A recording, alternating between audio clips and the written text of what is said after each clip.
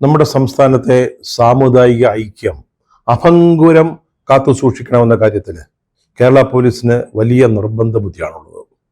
എവിടെയെങ്കിലും ഏതെങ്കിലും വിഭാഗക്കാർ തമ്മിൽ എന്തെങ്കിലും സംഘർഷം അല്ലെങ്കിൽ അകൽച്ച അതൊക്കെ ഉണ്ടാവുന്നു, അല്ലെങ്കിൽ അതിനുള്ള സാധ്യതകൾ ഉണ്ടെന്ന് കണ്ടാൽ ഒരു സംശയവും വേണ്ട, ആ നിമിഷം കേരള പോലീസ് അവിടെ ഇടപെട്ടിരിക്കും. ഇത് നമ്മുടെ പിണറായി വിജയൻ, ആഭ്യന്തര വകുപ്പിന്റെ ചുമതലയുള്ള പിണറായി വിജയൻ അവർക്ക് നൽകിയിരിക്കുന്ന പ്രത്യേക നിർദ്ദേശമാണ്. ആ നിമിഷത്തിൽ തന്നെ അവര് ഇടപെടും. ചിലപ്പോൾ എടുത്തു ചാടും. ചില സന്ദർഭങ്ങളിൽ ഇങ്ങനെ എടുത്തു ചാടുമ്പോൾ ചെന്ന് വീഴുന്നത് വലിയ അഗാധമായ കുഴിയിലായിരിക്കും. അത് നമ്മുടെ കേരള പോലീസിന് ഇടയ്ക്കിടെ പറഞ്ഞിട്ടുള്ള ഒരു കാര്യമാണ്.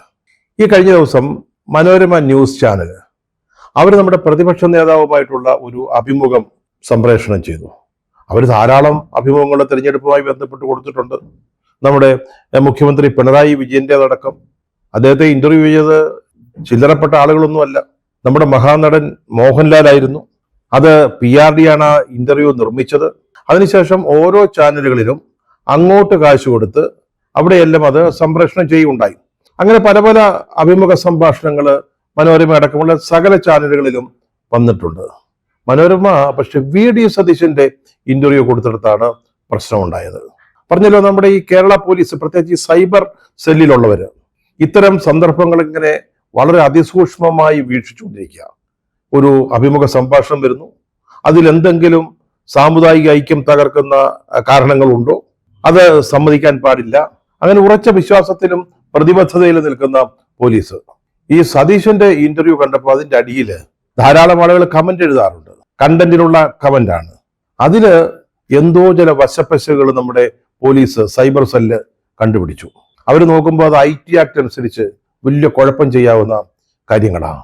ആ അഭിമുഖം ഫേസ്ബുക്ക് ഒക്കെ കൊടുത്തിരുന്നു. ആ അഭിമുഖത്തിന്റെ ചില ഭാഗങ്ങൾ, അതിന്റെ അടിയിലാണ് ഈ കമന്റുകൾ വന്നത്. അപ്പോൾ ഉടനെ തന്നെ അവര് ഫേസ്ബുക്കിന് എഴുതി, അതായത് വലിയ അപകടമാണ്, ഞങ്ങളുടെ സംസ്ഥാനത്തെ സാമുദായിക ഐക്യത്തിന് വിഘാതമായി വരാവുന്ന ഒരു കണ്ടന്റാണ്, കമന്റാണ് എന്നൊക്കെ പറഞ്ഞിട്ട് അവര് ഫേസ്ബുക്കിന് എഴുതി. അപ്പൊ ഫേസ്ബുക്ക് നോക്കിയപ്പോൾ എന്തിനാണ് പുലിവാലി പിടിക്കുന്നത്? അവരെന്ത് ചെയ്തു? VD സതീശനുമായുള്ള അഭിമുഖം മനോരമയുടെ ന്യൂസ് ഡയറക്ടർ ജോണി ലൂക്കോസ് അത് ചെയ്തത്, അതങ്ങ് റിമൂവ് ചെയ്തു. അവരുടെ ഫേസ്ബുക്ക് പേജിൽ നിന്ന് അത് അപ്രത്യക്ഷമായി. അപ്പൊ സ്വാഭാവികമായിട്ടും മനോരമ അന്വേഷിക്കുമല്ലോ എന്തുവാ സംഭവിച്ചത്, എന്തുകൊണ്ടാണ് ഇത് മാറ്റിയതെന്നൊന്നും അറിയണമല്ലോ. ഞങ്ങളുടെ കണ്ടന്റിൽ എന്തെങ്കിലും കുഴപ്പമുണ്ടോ, സാമുദായിക ഐക്യത്തിന് വിഘാതമായിട്ട് എന്താണ് അതിലുള്ളത്, അതൊക്കെ ഒന്ന് നോക്കണമല്ലോ. അവരപ്പോ ഫേസ്ബുക്കിനോട് ചോദിച്ചു, സാറേ എന്താ ഈ കാര്യം, എടാ സുക്കർബർഗ് എന്തുകൊണ്ടാണ് ഇങ്ങനെ ചെയ്തതെന്നൊന്ന് അറിയാൻ വേണ്ടി അവര് അന്വേഷിച്ചു. അപ്പൊ അവരെന്താ പറഞ്ഞത്? ഞങ്ങളുടെ മാനദണ്ഡങ്ങൾ അനുസരിച്ച് ഈ കണ്ടന്റിൽ ഒരു കുഴപ്പമില്ല.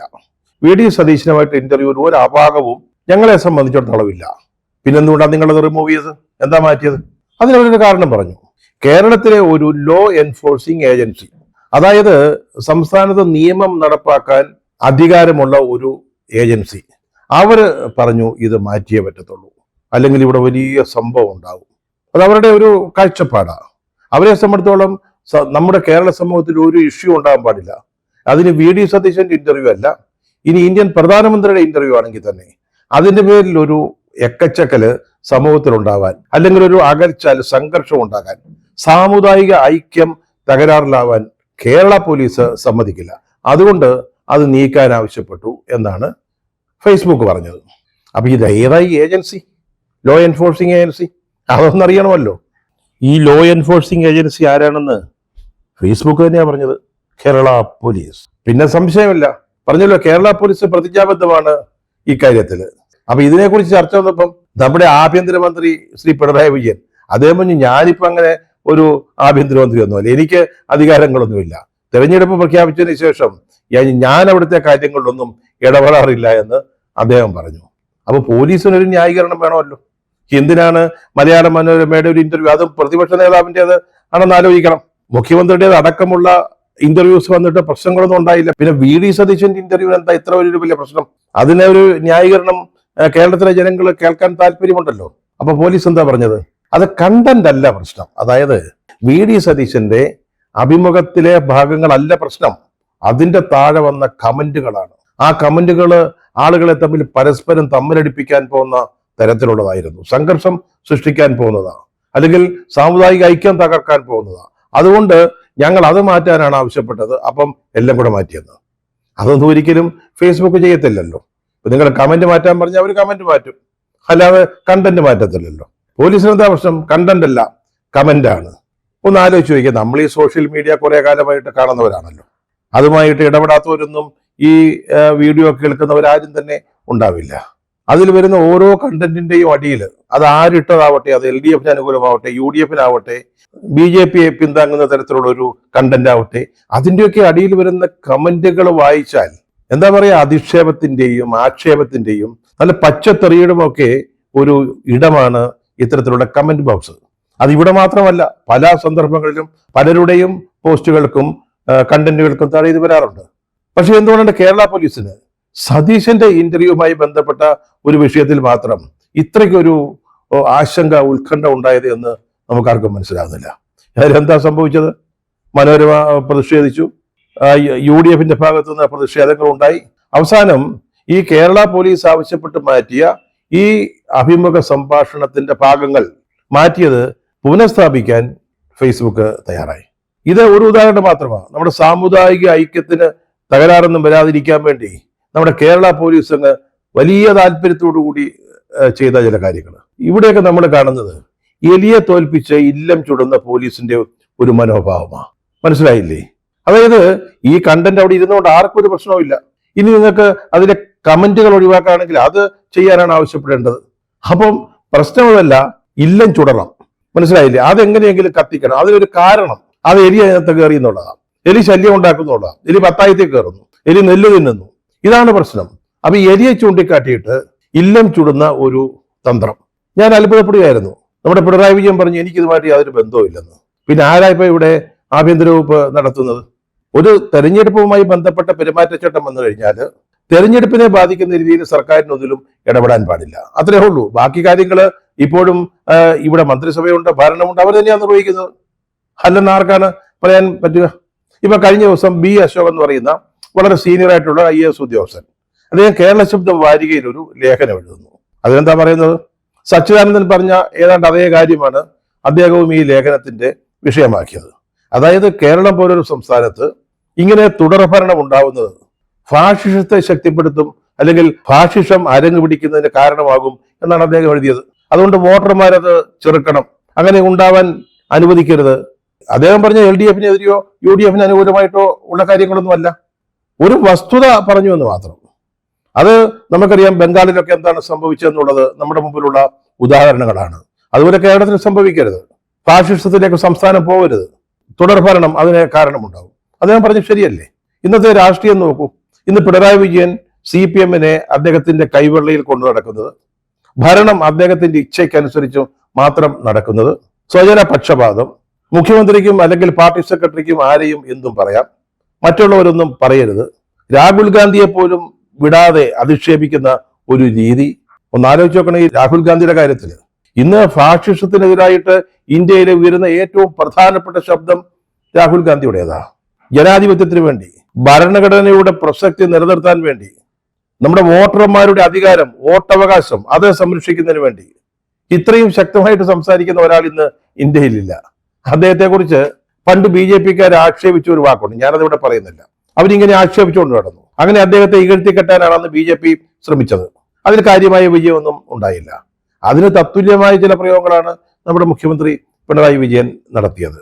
അപ്പോൾ അതാ പറഞ്ഞത്, ഇതുപോലൊരു സന്ദർഭം വരുമ്പോൾ VD സതീശന്റെ അഭിമുഖ സംഭാഷണം ഫേസ്ബുക്കിൽ നിന്നും മാറ്റുന്നതിന് നമ്മുടെ കേരള പോലീസ് ആവശ്യപ്പെടുന്ന കാര്യം വരുമ്പോൾ ഞാൻ ഈ നാട്ടുകാരനല്ല എന്ന നിലയിൽ നമ്മുടെ മുഖ്യമന്ത്രി പറഞ്ഞേക്കും. നമ്മൾ ഈ പറഞ്ഞു വന്ന ഉദാഹരണം B. അശോകിൻ്റെതാണല്ലോ. അദ്ദേഹം ഇങ്ങനെ ഒരു ലേഖനം എഴുതി എന്നുള്ളത് സത്യമാണ്, അത് കേരള ശബ്ദത്തിലുണ്ട് താനും. പക്ഷെ ഇപ്പോ അദ്ദേഹത്തിനെതിരായിട്ട് നടപടികൾ എടുക്കാനുള്ള നീക്കം തുടങ്ങിയിരിക്കുകയാണ് സർക്കാർ. സർക്കാരിന് അധികാരമില്ലെങ്കിൽ, അല്ലെ പിണറായി അല്ല ഇപ്പോൾ ഭരിക്കുന്നത് എന്ന് വാദിക്കുകയാണെങ്കിൽ എങ്ങനെയാണ് അശോകിനെതിരായിട്ട് നടപടിയെടുക്കാൻ സർക്കാരിന് സാധിക്കും? അതുകൊണ്ട് ഇത്തരത്തിലുള്ള മുട്ടാപ്പോക്കൾ പറയുമ്പോൾ കേരളം ഇതൊക്കെ കാണുന്നുണ്ട്, ശ്രദ്ധിക്കുന്നുണ്ട് എന്ന് ഓർക്കുന്നത് നല്ലതാണ് സർക്കാരിനും പോലീസിനും ഒക്കെ. എന്തിനാണ് പോലീസ് ഇത്ര രാജാവിനേക്കാൾ വലിയ രാജഭക്തി കാണിക്കുന്നത്? എന്തെങ്കിലും ആവശ്യമുണ്ടോ? അടുത്ത തെരഞ്ഞെടുപ്പിൽ UDF വരുന്നെങ്കിൽ UDF വരട്ടെ, LDF എങ്കിൽ LDF, ഇനി BJP ആണ് അധികാരത്തിൽ വരുന്നെങ്കിൽ BJP ഭരിക്കട്ടെ. അതിനെന്തിനാണ് ഓരോ ചെറിയ ചെറിയ കാര്യങ്ങളിൽ പോലും കേരളത്തിലെ പോലീസ് IT ആക്ടിന്റെ മറവിൽ ഇത്തരത്തിലുള്ള കാര്യങ്ങൾ ചെയ്യുന്നത്? രണ്ടാമതൊരു അനുഭവം കേരള പോലീസിന്റെ ഭാഗത്തുനിന്ന് ഉണ്ടായത്, തൃണമൂൽ എം പി ആയ മഹുവ മൊയ്ത്രയ്ക്കെതിരായിട്ട് നോട്ടീസ് അയച്ചതാണ്. ഒന്ന് ആലോചിച്ച് നോക്കണം. ഈ മഹുവ മൊയ്ത്ര എന്ന് പറയുന്ന ആള് തീപ്പൊരിയൊന്നും അല്ല അവരെ പറയേണ്ടത്, തീയാ. മനസ്സിലായില്ലേ?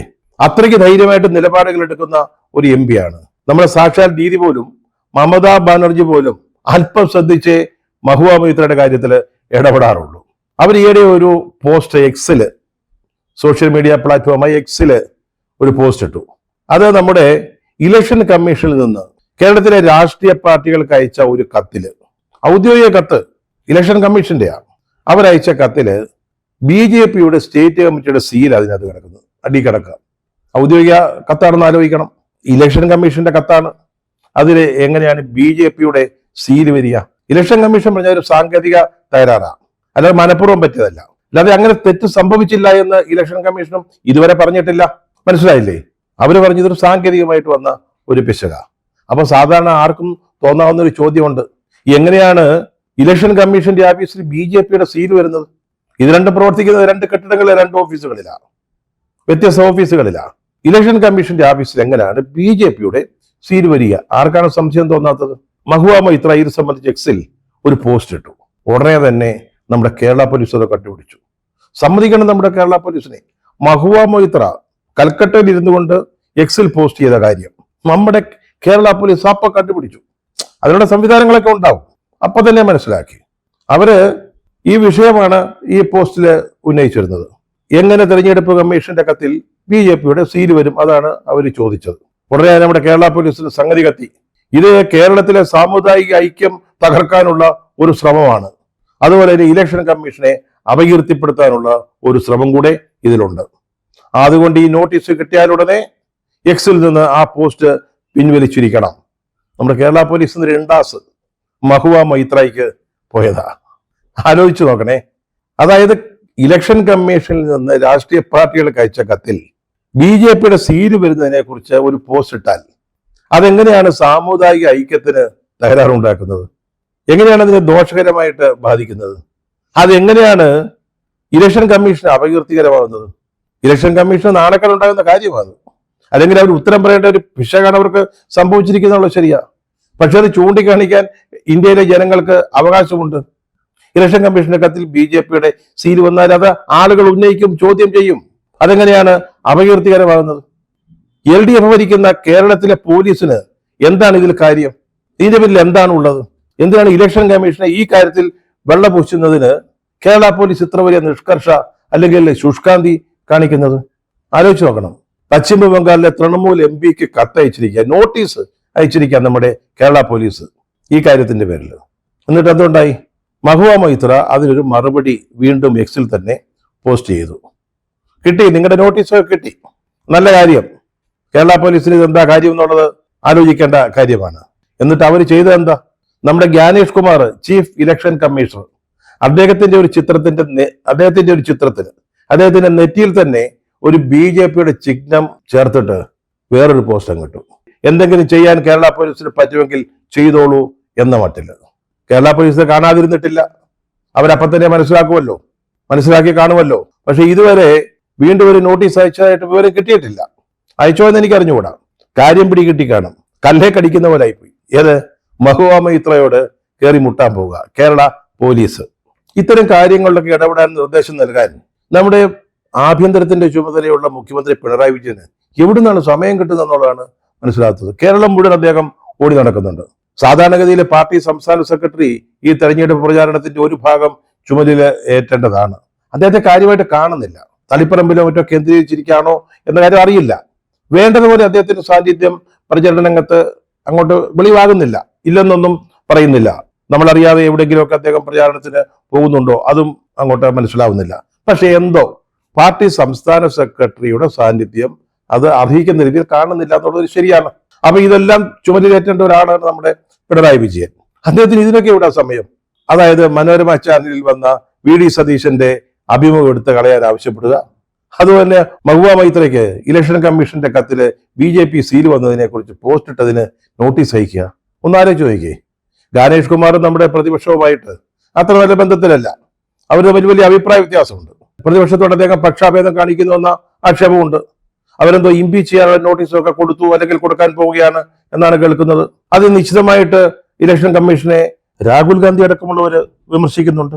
അങ്ങനെ വിമർശിക്കുന്ന പാർട്ടിയുടെ കൂട്ടത്തിലുള്ളതാണ് CPM.